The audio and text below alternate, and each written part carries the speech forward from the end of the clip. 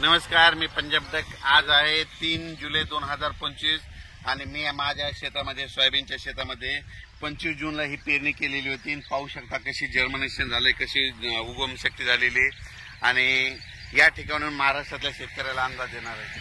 आज आहे 3 जुलै 2025.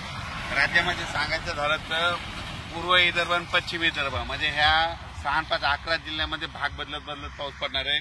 त्याच्यानंतर तो पाऊस हिंगोलीकडे येईल काही भागात, त्याच्यानंतर तो परभणीकडे येईल, बीड जिल्ह्यात काही जाईल, जालनाकडे राहील, बुलढाण्याकडे राहील, इकडे जळगावकडे देखील राहणार आहे. पण राज्यात मात्र सध्यानं 6 तारखेपर्यंत असाच भाग बदलत पाऊस पडणार आहे म्हणून हा अंदाज लागतो.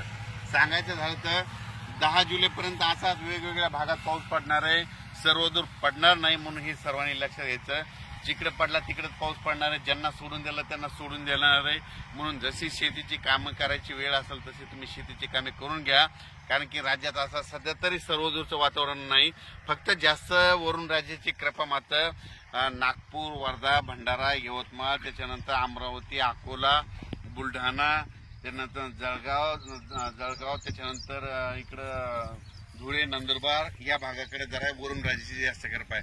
सध्या तरी पाऊस 10 तारखेपर्यंत त्या पट्ट्यामध्येच पडणार आहे आणि त्याच्यानंतर थोडाफार ते पाऊस काय होईल हिंगोलीकडे, नांदेडकडे, त्याच्यानंतर परभणीकडे, त्याच्यानंतर बीड जिल्ह्यात काही भागात, त्याच्यानंतर नगर जिल्ह्याच्या काही भागात, त्याच्यानंतर इकडे संभाजीनगरकडे, जालन्याकडे, बुलढाण्याकडे असा पडणार आहे म्हणून हा अंदाज लक्षात येतो. पण राज्यात तरी सध्या सर्वदूरचं वातावरण नाही, फक्त विखुरलेल्या स्वरूपातच पाऊस पडणार आहे, भाग बदलतच पडणार आहे.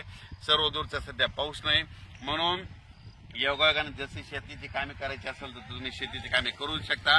आज देखील 3 जुलैला रात्री बघा तुम्ही, आज 3 जुलैला विदर्भामध्ये बऱ्याच ठिकाणी पाऊस पडणार आहे. परभणी जिल्ह्यात देखील पडणार आहे, बीड जिल्ह्यात देखील पडणार आहे, त्याच्यानंतर संभाजीनगरकडे देखील पडणार आहे, लातूर जिल्ह्यात देखील काही भागात पडणार आहे, त्याच्यानंतर धाराशिवकडे पडणार